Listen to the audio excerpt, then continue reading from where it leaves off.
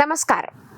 മോദി സർക്കാർ അധികാരത്തിൽ വന്നതിനു ശേഷം രാഷ്ട്രീയപരമായും അല്ലാതെയും നിരവധി മാറ്റങ്ങൾ ഉണ്ടായത് നമ്മൾ കണ്ടതാണ്. ഭാരതത്തെ ഇതുവരെ ഭരിച്ച് മുടിപ്പിച്ച നേതാക്കളാണ് ഉണ്ടായിരുന്നതെങ്കിൽ അതൊക്കെ മാറ്റിയെഴുതിയ വ്യക്തി കൂടിയാണ് ഇന്ത്യൻ പ്രധാനമന്ത്രി നരേന്ദ്രമോദി. മോദി എഫക്ട് കൂടുതലായും ഉണ്ടായത് ഭീകരത തുടച്ചു നീക്കിയതിലാണ്. ഭാരതത്തിനെതിരെ ഏത് കൊലകൊമ്പൻ തിരിഞ്ഞാലും അവരെയൊക്കെ വേരോടെ പിഴുതെറിയാൻ മോദി സർക്കാരിന് കെൽപ്പുണ്ട്.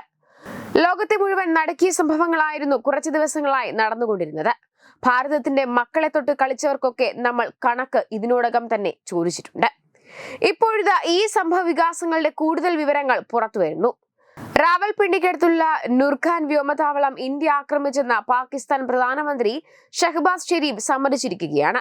10-ാം തീയതി പുലർച്ചെ 2:30 നൂർഖാൻ താവളത്തിലും മറ്റ് ചില സൈനിക കേന്ദ്രങ്ങളിലും ഇന്ത്യൻ ബാലിസ്റ്റിക് മിസൈൽ പതിച്ചുവെന്ന് കരസേന മേധാവി അസീം മുനീർ തന്നെ അറിയിച്ചുവെന്നാണ് പാക് പ്രധാനമന്ത്രി ഷഹബാസ് ഷെരീഫ് സ്ഥിരീകരിക്കുന്നത്. ഇതാദ്യമായാണ് തങ്ങളുടെ വ്യോമതാവളത്തിൽ മിസൈൽ പതിച്ചുവെന്ന് പാകിസ്ഥാൻ സമ്മതിക്കുന്നത്. ബ്രഹ്മോസ് ആണ് നാശമുണ്ടാക്കിയതെന്നാണ് സൂചന. അർദ്ധരാത്രിയിലും പാകിസ്ഥാനിൽ സൂര്യൻ ഉദിച്ചുവെന്ന ഇന്ത്യൻ പ്രതിരോധ മന്ത്രി രാജ്നാഥ് സിംഗിന്റെ പ്രസ്താവനയെ ശരിവെക്കുക കൂടിയാണ് പാക് പ്രധാനമന്ത്രി.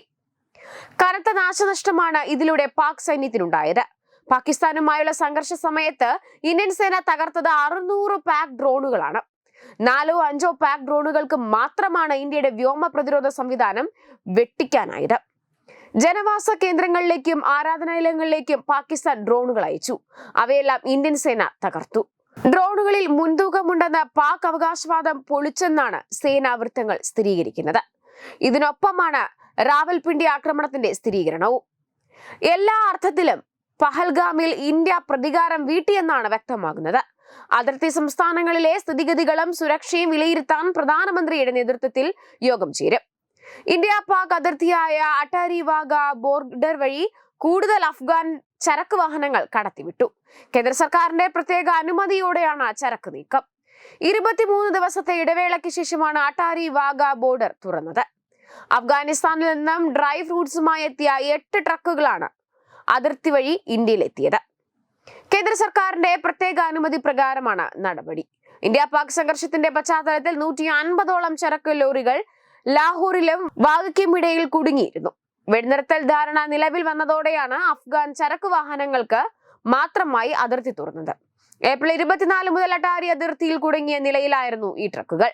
കരയിലൂടെയുള്ള ചരക്ക് ഗതാഗതത്തിന് മാത്രമാണ് അനുമതിയെന്നും അഫ്ഗാനിസ്ഥാനിൽ നിന്ന് എത്തിയ 8 ട്രക്കുകൾ മാത്രമാണ് അതിർത്തി കടന്നതെന്നുമാണ് അധികൃതർ വിശദമാക്കുന്നത്. ഇൻഡോഫോറിൽ chamber of commerce president BK Bajaj ട്രക്കുകൾ അതിർത്തി കടന്നതായി സ്ഥിരീകരിച്ചു.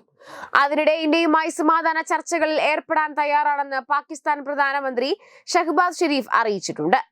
രാജ്യത്തെ പഞ്ചാബ് പ്രവിശ്യയിലെ കംറ എയർബേസ് സന്ദർശനത്തിനിടെ ഇന്ത്യയുമായുള്ള സമീപകാല സൈനിക ഏറ്റുമുട്ടലിൽ പങ്കെടുത്ത ഉദ്യോഗസ്ഥരുമായും സൈനികരുമായും സംസാരിക്കവെയാണ് ഷഹബാസ് ഇക്കാര്യം വ്യക്തമാക്കിയത്. എന്നാൽ ഓപ്പറേഷൻ സിന്ദൂറിനെ തങ്ങൾ വലിയ രീതിയിൽ പ്രതിരോധിച്ചുവെന്നായിരുന്നു പാകിസ്ഥാന്റെ അവകാശവാദം. സമാധാന ചർച്ചകൾക്ക് തയ്യാറാണെന്ന് അറിയിച്ച് അനുരഞ്ജന ശ്രമങ്ങൾ തുടങ്ങുമ്പോൾ ഈ അവകാശവാദം പൊളിയുകയാണ്. റാവൽപിണ്ടിയിലെ ആക്രമണം സ്ഥിരീകരിക്കേണ്ടി വന്നതും ഇതിന്റെ പ്രത്യക്ഷ ഉദാഹരണമാണ്.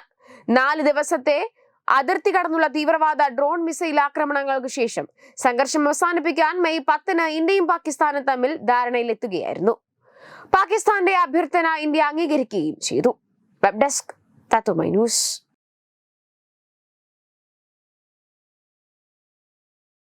തുമ്പമൺ ശ്രീ വടക്കുംനാഥൻ ക്ഷേത്രം, അമ്പലക്കടവ്, പത്തനംതിട്ട. ശ്രീമദ് സ്കന്ദപുരാണ മഹാസത്രം 2025 മെയ് 11 മുതൽ 18 വരെ. ബ്രഹ്മശ്രീ മുംബൈ ചന്ദ്രശേഖര ശർമ്മയുടെ മുഖ്യ കാർമ്മികത്വത്തിൽ മഹാഗണപതി ഹോമം, സ്കന്ദപുരാണ പാരായണം, മഹത് പ്രഭാഷണങ്ങൾ, പൂജഹോമാദികൾ, കലാസാംസ്കാരിക പരിപാടികൾ. സത്രയജ്ഞ കർമ്മങ്ങളിലേക്ക് എല്ലാ ഭക്തജനങ്ങളുടെയും സാന്നിധ്യവും സഹകരണവും സാദരം അഭ്യർത്ഥിക്കുന്നു.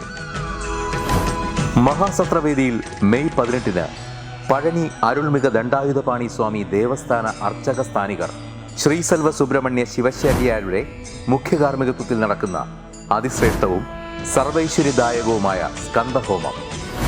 സ്കന്ദമഹാപുരാണ സത്രത്തിന്റെ ആദിമധ്യാന്തമുള്ള സമ്പൂർണ്ണ തത്സമയ കാഴ്ച തത്വമയി നെറ്റ്വർക്കിൽ.